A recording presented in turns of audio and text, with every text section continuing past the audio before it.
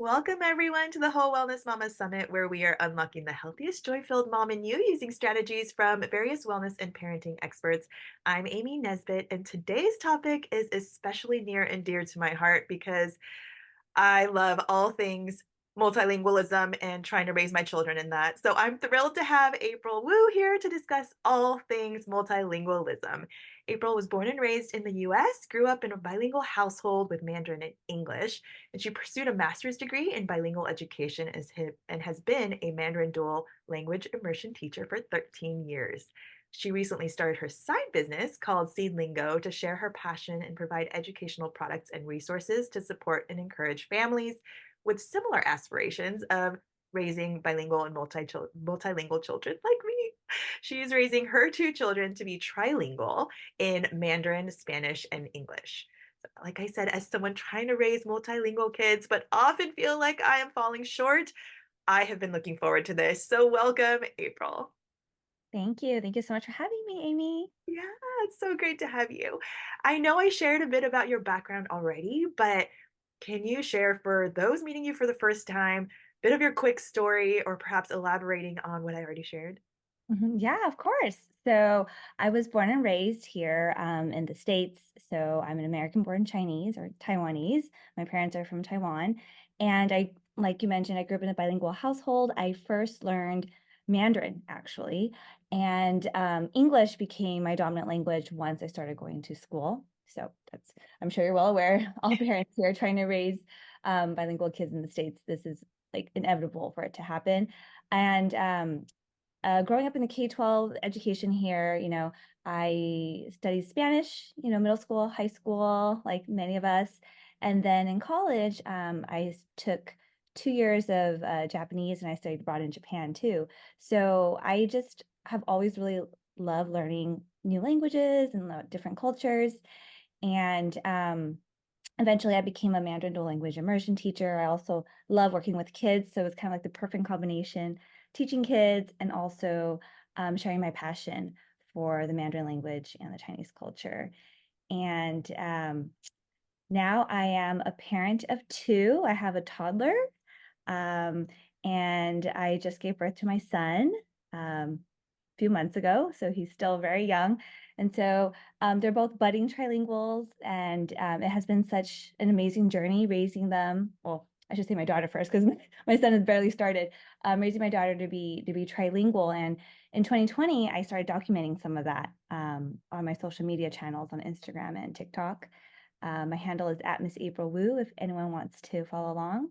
And so part of that was just sharing with the world, how families can raise bilingual, trilingual, and multilingual children, and just sharing some tips and tricks about it, also tying in my background as a teacher. And from there, I realized I wanted to do a little bit more. So then I started Sealingo, my little side hustle, and I've created some resources to support families who want to raise bilingual and multilingual kids, because I know it can be so challenging, especially if you live somewhere where the majority language is not the target language that you want to teach your child. And so that's where I am here today.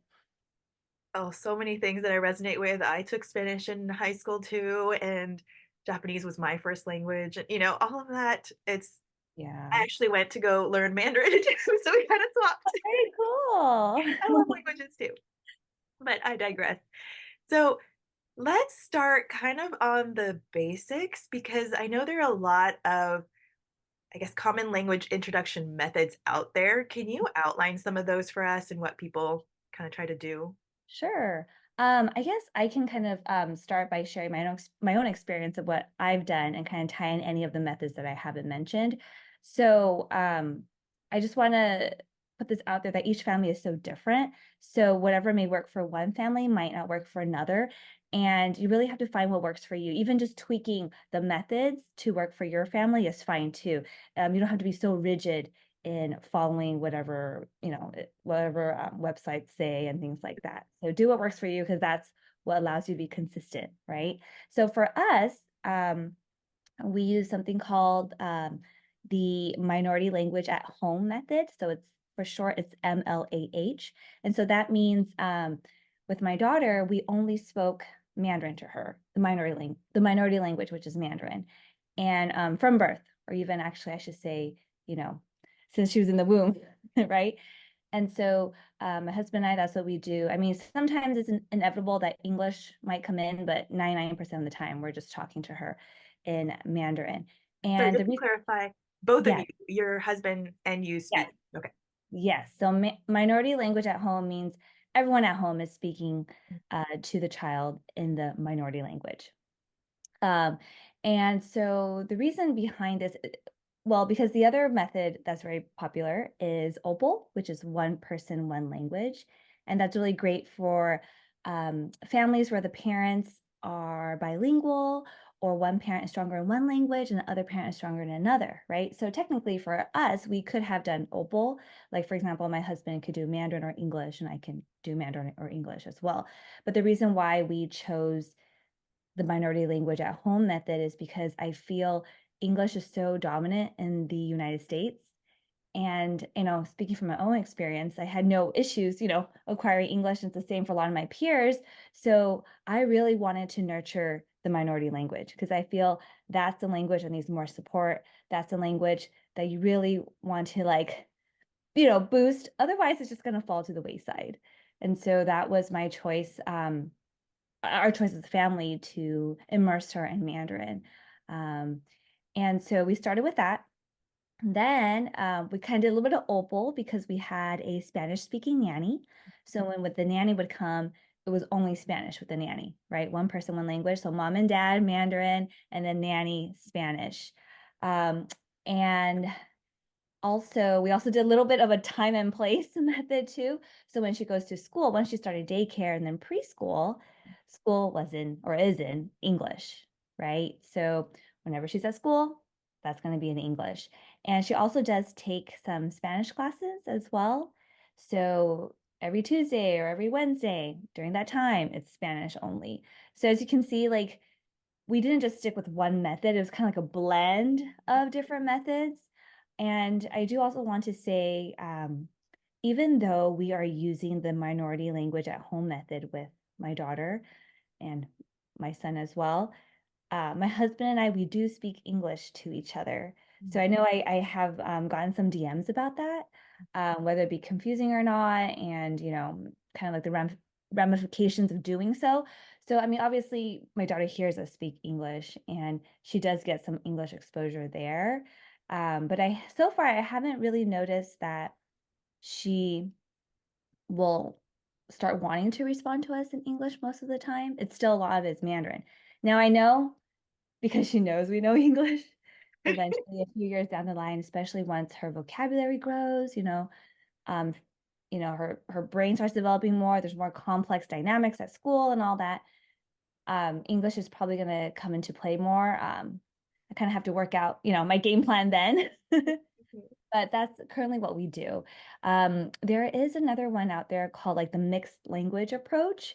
So this is where parents and kids are constantly code switching. So meaning within a sentence or in a conversation, you're using multiple languages, sometimes even like switching mid-sentence. Mhm. And so that's totally fine as well. I think when you choose your method per se in raising bilingual kids, you really have to think about what's your goal. So with a mixed language approach, it's great if you're okay with your kids just switching languages and just being very fluid in that sense.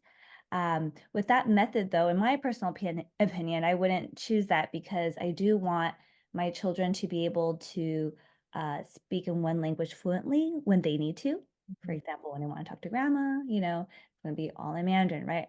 If they're switching between Mandarin and English, it might be hard for grandma, right? So, because of that, I haven't done the mixed language approach, but that's not to say it's not for other families. Mhm. So there is no one size fits all. You really have to consider your own needs and then go from there. I love that caveat because I was going to ask what you do, but you already beat me to it. And that was going to be the caveat, right? Like, there is no one size fits all, and we have to figure out what works for us. But I know a lot of our moms are listening and our parents who want to provide this gift of language, but they just have a hard time for a variety of reasons, right? So Mhm. many different reasons. Mine, especially, I guess, is this defaulting to English because my husband does not know Japanese, right? Or whatever the language, the minority language is. And so instead of having to say the same thing multiple times, um, it just ends up being default, even though we had agreed it's fine. He's okay feeling like he doesn't understand. He's tried. Language is just not his thing. Oh, He's tried. Oh yeah. my gosh, all sorts of things. Um, Right. but what would be your thoughts on that? And what are the challenges that you have heard and encountered as you work with parents and families? Mhm, mhm. I guess to answer your first question about just defaulting to English, I would assume, right? So you're trying to figure out ways to kind of incorporate more Japanese, right, when you're speaking with your children. Um, I think sometimes it's if you're finding it's really challenging to do so, it helps to just start small and say, okay, whenever we're eating dinner together, Mm, whenever it's lunchtime, we're going to speak in Japanese during this designated time frame, almost like that time and place I mentioned earlier, just mhm, to start small and get that habit in. And then once that habit has been set, then maybe you can start expanding that to different areas or increasing the time. Um, that's one idea that some parents can try. mhm. Just trying to develop a habit, I think, would really help in exposing children to the target language. Now, in terms of challenges, there's so many, I right? know. But one that we kind of already, kind of alluded to earlier in this conversation is how do you maintain the minority language when the majority language for us here, English, is like so dominant, Mhm, right? And if you're living in another country, then it's whatever the majority language is there. Um, I think the very first thing we must recognize is that we never want our kids to associate negative feelings to the target language that we want them to learn, right? So for me, actually, I didn't mention earlier, I grew up obviously learning Chinese at home, listening and speaking, but I did go to Chinese school. And that really was at the time, I'm not sure if Chinese school is still the same nowadays, but at that time it was very traditional. It was like on the weekend, it was like an extra thing Yes. you had to do. It was like, oh my gosh, like the bane of my existence, right? But surprisingly, like I'm a Mandarin dual language immersion teacher now, so it's kind of funny. But I just want to say, like, when our kids, start, you know, associating the target language with negative emotions, like, "Oh, I hate Chinese. I don't wanna learn Chinese," then pretty much you can't do anything from there, right? Mhm, No matter how hard you try, no matter how much you force them to take classes, are they really going to absorb it if they don't have, like, the motivation and desire to, right? So, that's my first thing I would say to families, like, don't you want to associate the target language with positive feelings and, it just makes everything easier and everyone's happier, right?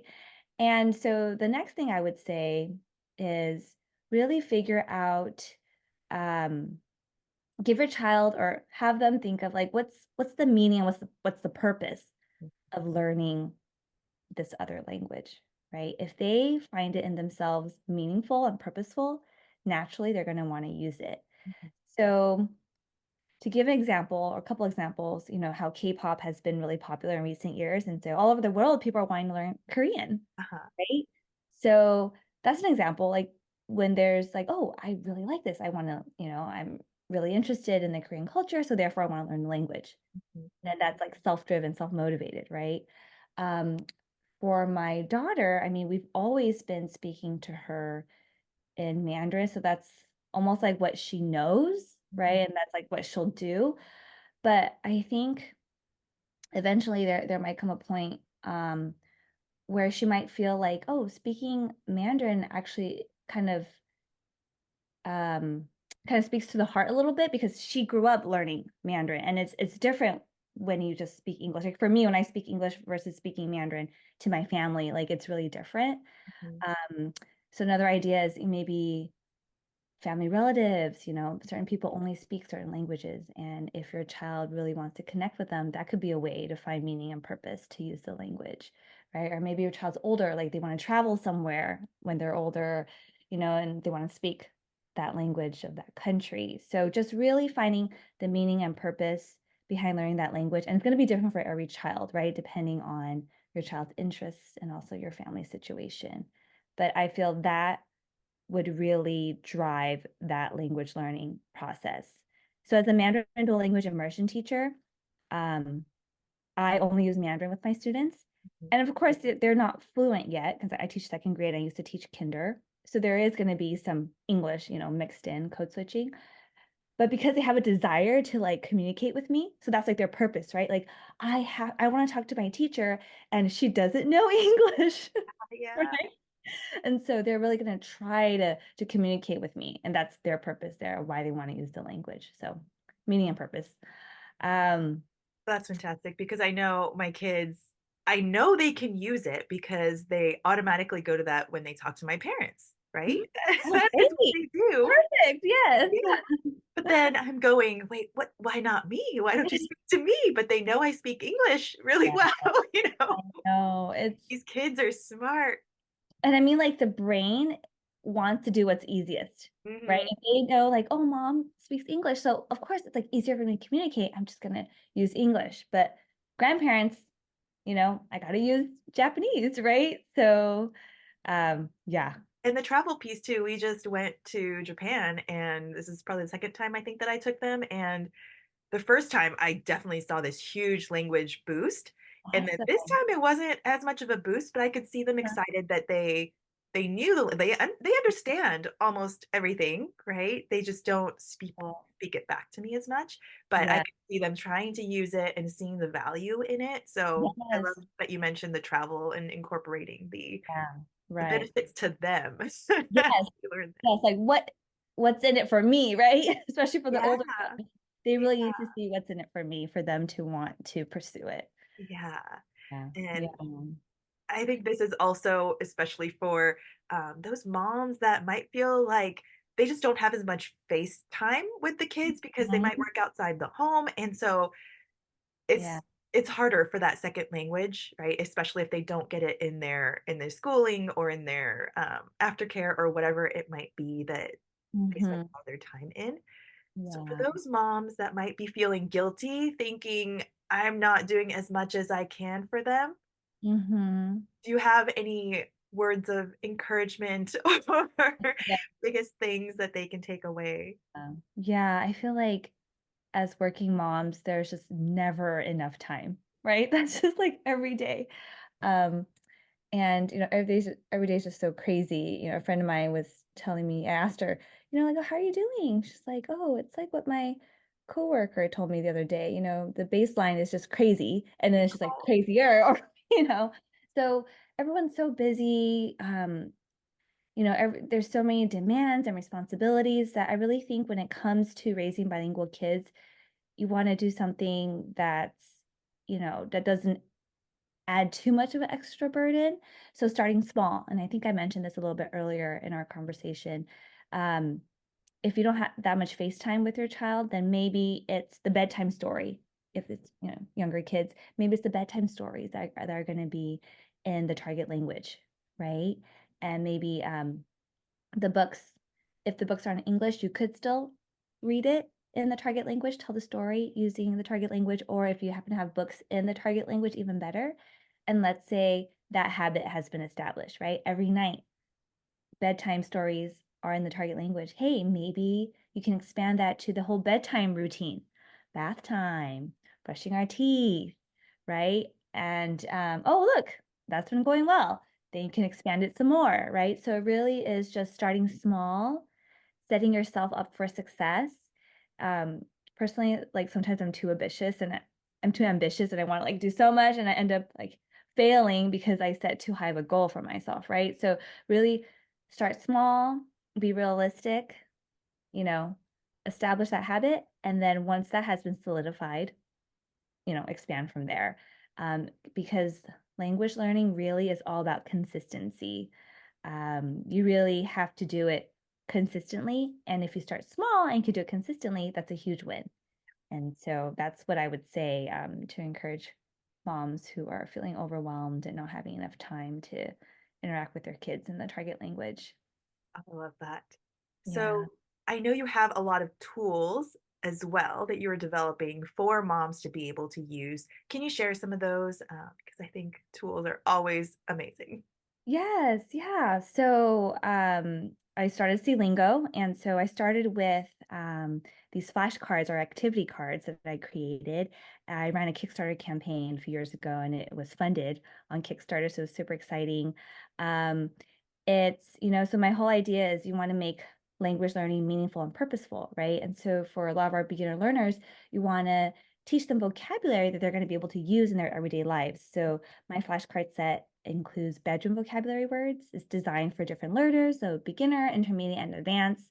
There's a lot of different activities listed in in the flashcard box as well, so parents don't have to rack their brains thinking, "How do I use these cards?" Or like, "Hey, what's this? What's this?" That's very traditional, right? I took my teaching experience to come up with activities to use for the cards. And actually, I have a book coming out, my very first bilingual. It's Mandarin English right now. Hopefully, in the future, I'm thinking about making a Spanish version, but it's a Mandarin English bilingual Lift the Flap children's picture book. So And cute. actually, yeah, and actually, that book goes hand in hand with the flashcards. I incorporate vocabulary words from the flashcards in the book.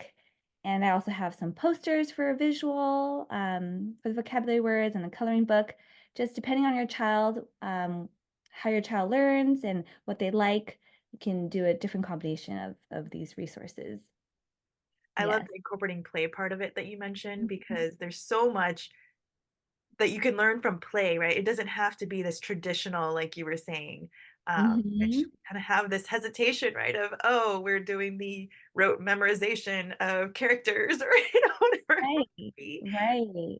You But want it to be really interactive. So a lot of the games activities I have included in the flashcards stem from that, yeah. engaging activities so that they can acquire the language. Yeah. We always like to end our conversations by giving our parents a quick action or challenge so that we can start taking action immediately instead of being overwhelmed by all the Mhm, information we hear. Do you have a mhm. challenge for our moms today? Sure. I think the challenge I want to give our moms today is to answer the question, like, what is your why? Like, Mm, why do you want to raise bilingual, trilingual, or multilingual children? Like, what purpose does it serve for you? And then to extend upon that is to have a discussion with your child or children at home. Like, why are we a bilingual family? What do you think it means for us? I think setting up the why is the foundation for everything else mm. because it brings in the meaning and purpose again, right? Once you know your why, you have your meaning, your purpose, then everything else will follow through. So that's my challenge for all the moms today. Oh, I so resonate with that, and I don't know how many times I've had these like bawling moments with my kids. Like, I know it's hard. I know it's a challenge for you, but I just want you to be able to, like be in touch with this side and have Yeah. that ability to communicate with your grandparents. And it's important to me. And anyway, Yeah, you know, it's been these you very, mentioned this just reminded me. I think it really um kind of I mean, because it's a part of their identity, yeah. who they are, and having this component, makes them whole, Mhm. and yeah, so, with Lingo, my motto is a bilingual journey begins with the seed. So Mm, all you have to do is really just plant that seed, yeah. and I didn't mention earlier, but sometimes, kids, and I went through this myself, is, they're speaking the target language and then they get into their tween years, their teenage years, and they start rejecting it, right? Mhm. Because English is so dominant. And a lot of parents, might give up or, feel really disappointed. And that's very natural. But one tip I want to tell parents is don't give up. Like continue speaking to your child in that target language. Even if they don't like it and they want to respond to you in English, keep at it because eventually, once they're off in college or once, they're older, it's very likely that they're going to come back to it. Mhm. And it's just making sure you just nurture that seed and don't give up. And as long as that seed is still there, it'll continue to grow. So, Oh, yeah. I don't know how many conversations I had with friends also that Yeah. we can only do so much. We can't force them to do all these things. We can only do so much and hope that they will come back to it. Like you said, we're planting that seed Mhm. and giving them that first step towards it. Yeah. Uh, And oh, I think they will. I think they will. I know a lot of my friends have, and I've seen it. So, yeah, yeah, yeah, don't feel disheartened. Keep it up. yeah. And I was also one of those people that went to the Saturday Japanese school, the language school, and hated it, but I'm so grateful for it now. Yes, My kids don't understand that at this point, but hopefully they will in the future. I know. Yes. I know you Yeah. have a fantastic freebie for everyone too. Can you share what that is? Yes, yes, the giveaway. So, like I mentioned, I am publishing my very first bilingual children's picture book. So, um, that is in production, and hopefully, I'll receive them late April, May. That should be realistic. And so, I'd like to give away my very first bilingual children's picture book to anyone who's interested. And along with that, if you don't win the picture book, I also like to offer a special bundle. So combining my flashcards with my picture book. And you can use the code WELLMAMA24, WELLMAMA 24. So these two products together for $50 and free shipping. And if anyone has any questions about my resources, my products, or just about raising bilingual, multilingual kids, feel free to DM me. I think I mentioned already, it's at MSAPRILWU. I'm also on TikTok. A lot of parents have DM'd me in the past asking, what can I do here? What can I do here? And it just feels so rewarding and exciting to be able to reach out and help families because sometimes it can often feel very alone, especially if you live in a community where there aren't many people also raising bilingual kids. So that's part of my mission of Lingo is just to really be there for the kids, right? Give them the resources, but also really be there for the parents to support them on this journey.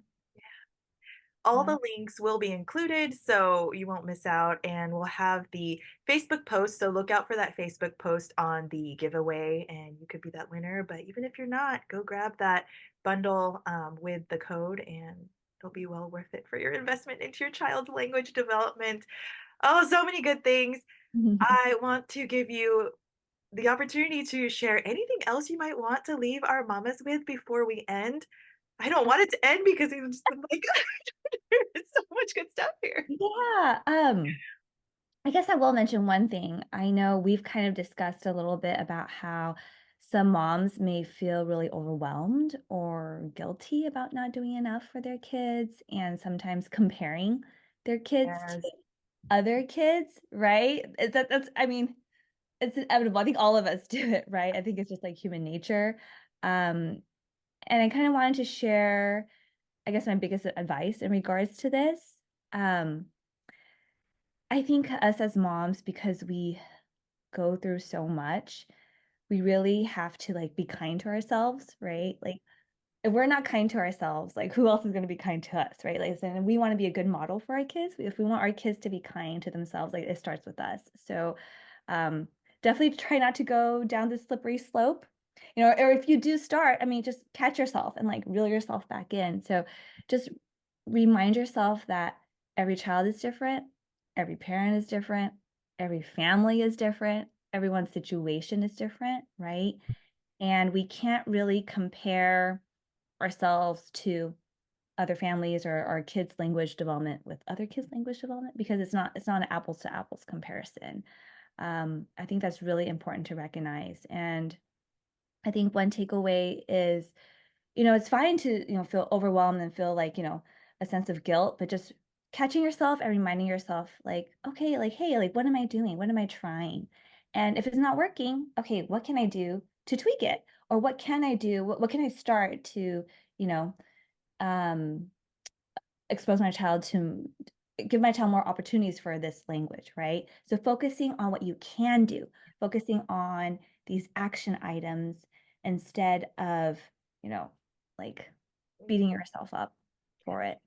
Yeah. Yeah, that's my advice. And I give myself that advice too, because it's also a journey for myself too, and in other aspects of my life as well. Yeah. Hmm. Thank you for that reminder because I am also one of those guilty feeling moms of all the, well, what if I had done this differently, But also talking through it with your partner is really helpful because my husband has very different ideas.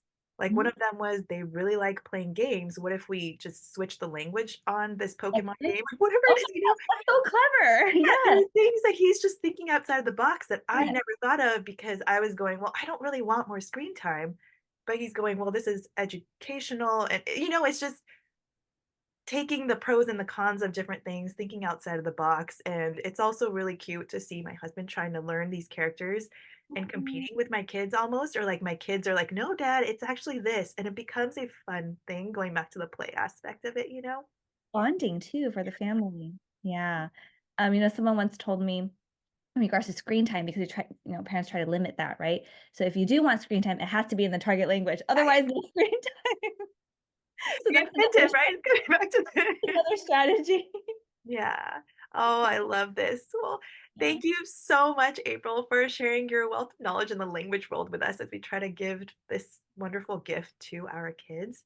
Yes. Remember, moms, if you upgrade to the VIP pass, you get to keep all these talks forever. So you can keep coming back, taking little nuggets out of each time that you watch it. Plus, you get exclusive bonuses from various speakers. Drop your questions. We want to get them all answered during this summit period and beyond. Tell us how the challenge went, and we'll see you back for more amazing summit speakers. Thank you, April. Thank you, Amy.